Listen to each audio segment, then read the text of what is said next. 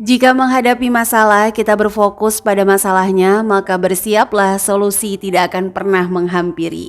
Assalamualaikum warahmatullahi wabarakatuh. Ahlan wa sahlan di channel Keluarga Bun Ai. Keluarga yang bercita-cita selalu bersama sampai surga. Amin amin ya robbal alamin. Maraknya kasus bunuh diri yang terjadi akibat pinjol, hutang, dan sebagainya itu ternyata tidak hanya terjadi untuk kalangan yang sudah menikah saja. Mahasiswa bahkan para remaja sekalipun juga banyak nih ya praktek bunuh diri yang karena kelilit hutang. Karena emang zaman digital kayak gini nih mudah banget sih untuk berhutang. Kalau zaman dulu tuh ngutang prosesnya lama banget, harus ada agunannya, harus ada slip gajinya. Tapi seiring banyaknya yang berkembang letter ini, bahkan terkadang promo-promo barang yang sifatnya keinginan itu jauh lebih banyak menggunakan letter. Bener atau enggak nih? Coba bantu tulis di kolom komentar. Nah sebenarnya kalau ngomongin letter itu kan mengkoordinir orang-orang yang pertama secara BI checking itu bisa aja kurang bagus. Kalau bank aja udah nggak mau ngasih pinjaman, maka letter inilah yang mengambil kesempatan tersebut untuk memberi pinjaman. Atau bahkan mewadahi orang-orang yang berpikiran praktis nih ya. Pokoknya kalau udah punya keinginan langsung aja deh cari pinjaman. Oke, untuk materi hari ini kita bakal bahas melunasi banyak hutang di 2024. Buat teman-teman, waduh agak melo ya Bun Ayah, yang kayaknya tuh habis banget ya income buat bayar hutang, sini berpelukan dulu. Yuk kita sama-sama semangat lagi, tuliskan harapan cita-cita di 2024 di kolom komentar untuk kita doakan bersama-sama. Oke, jadi gimana caranya untuk melunasi banyak hutang di 2024? Cara yang pertama dan wajib adalah mengurutkan sesuai dengan resiko hutang. Ini kalau mau Bun Ai bahas sedikit gitu ya. Jadi kalau punya hutang terhadap perorangan, teman, saudara, biasanya di SMC itu Bun Ai lebih dahulukan. Karena ada dua kemungkinan di sini. Yang pertama adalah jika tidak terlalu butuh, maka akan hilang kepercayaan, hilang rasa persaudaraan. Tapi kalau ternyata yang kita pinjemin tuh juga sama-sama butuh. Jadi misalnya kita minjem nih sama dia, dan dia tuh minjemin uang SPP anaknya. Begitu waktunya tiba, ternyata kita nggak bisa bayar. Mau tidak mau, dia akan membuka pintu hutang. Itu jadi kayak dosa jariah. Syukur-syukur kalau dia minjam gak ke riba, tapi kalau jadi ke riba, wah itu kan bahaya banget ya teman-teman. Jadi kalau di SMC tuh kalau misalnya masih punya hutang perorangan, teman, saudara, mendingan langsung dilunasin aja duluan. Karena bisa jadi akan hilang kepercayaan, putus persaudaraan, atau yang tadi Bunda bilang ternyata sama-sama butuh akan membuka pintu hutang lainnya. Nah gimana nih, kalau menurut teman-teman, saudara atau teman kita sendiri, boleh gak sih dinanti-nanti aja? Kadang jujur kalau kita minjemin orang itu kan bukan karena uang kita banyak ya, tapi karena kita ingin juga gitu membantu atau pernah merasakan hal yang sama, dengan harapan dibalikinnya itu tepat waktu sehingga kita tidak seperti mengemis nih saat minta uang kita kembali. Curhat Bun Ai. Enggak ya teman-teman. Oke, langsung kita masuk ke yang kedua. Pinjol, pay letter, dan KTA. Nah teman-teman, kalau ngomongin pinjol itu tuh seolah-olah jadi jerat yang sangat-sangat mematikan untuk saat ini ya. Karena banyak banget kan yang kelilit pinjol, ujung-ujungnya tuh jadi kayak bunuh diri, beban mental, wah pokoknya luar biasa. Kenapa? Karena pinjol ini mudah banget cairnya. Tapi kita tuh lupa kalau pinjol itu memberikan kita kesempatan minjam dengan jaminan terbesar. Apa itu? Mental dan waktu. Jadi mental dan waktu ini dibuat pinjol terburu-buru sehingga kita tidak bisa berpikir. Makanya ada tuh yang namanya gali lobang untuk bayar si pinjol. Galbay, apa ya namanya, pokoknya galbay gitu deh kalau nggak salah ya. Oke, untuk pay letter apalagi KTA, segala sesuatu yang tidak ada agunannya Agunan fisik maksud Bun Ai. Jadi kalau dibilang gak ada agunan, bohong, semuanya ada agunan. Kayak pinjol sendiri, agunannya adalah nama baik teman-teman, debt kolektornya adalah rekan-rekan kita. Makanya kalau misalnya nomornya lebih lama dipakai akan lebih dapat tinggi pinjamannya, karena ya itu tadi makin banyak dia punya debt kolektor ya. Oke, jadi kembali lagi, yang nggak ada agunan fisik biasanya bunganya akan jauh lebih besar. Nah, karena taruhannya adalah nama baik dan image teman-teman semuanya. Ini kalau udah main mental, kita hutang banyak nih, tapi mentalnya bagus, kita dikasih waktu untuk berpikir, itu biasanya akan jauh lebih jernih.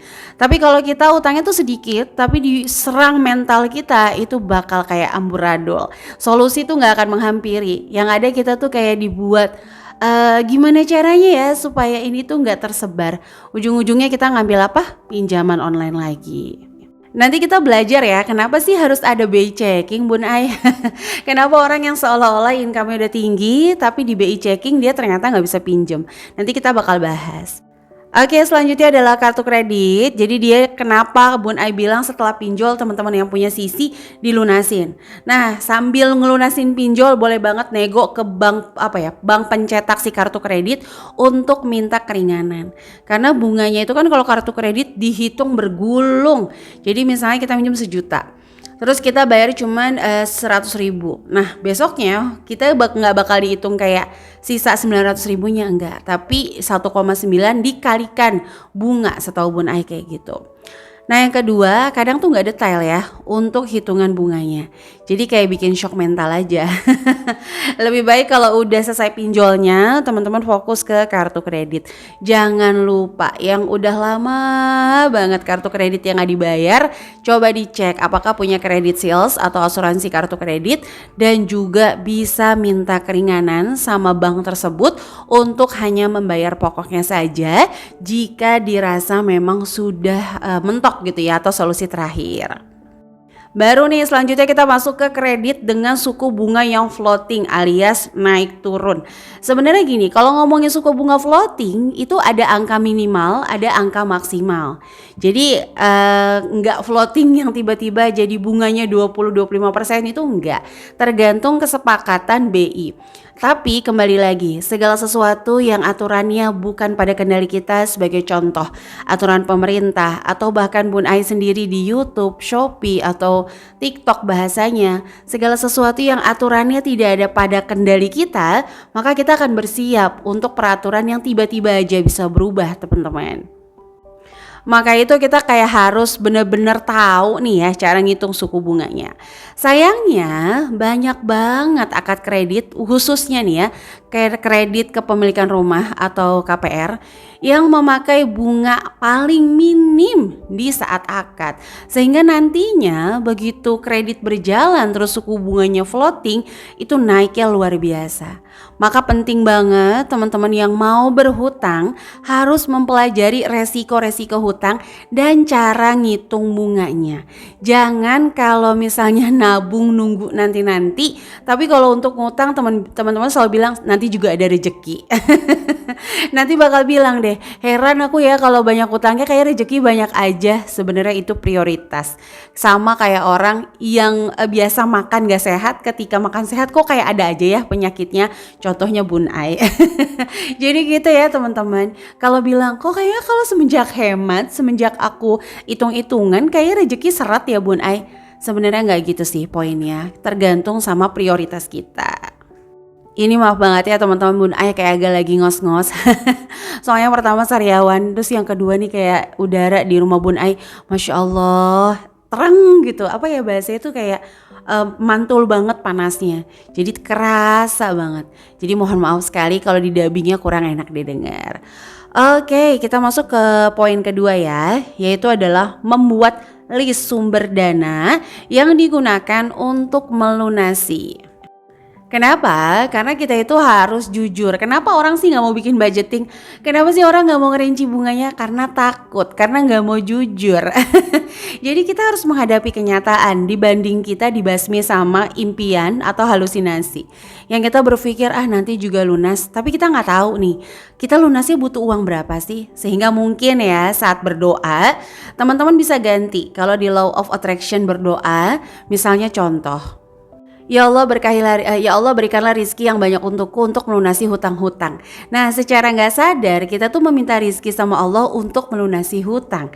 Yang pastinya kalau ada datang rizki Allah, kita akan ada hutang-hutang berikutnya karena kita memang meminta rizki untuk melunasi hutang.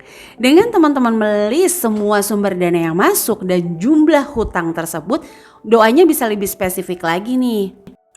Ya Allah, saya butuh uang 2 miliar untuk melunasi hutang rumah, hutang kendaraan, hutang pay later misalnya.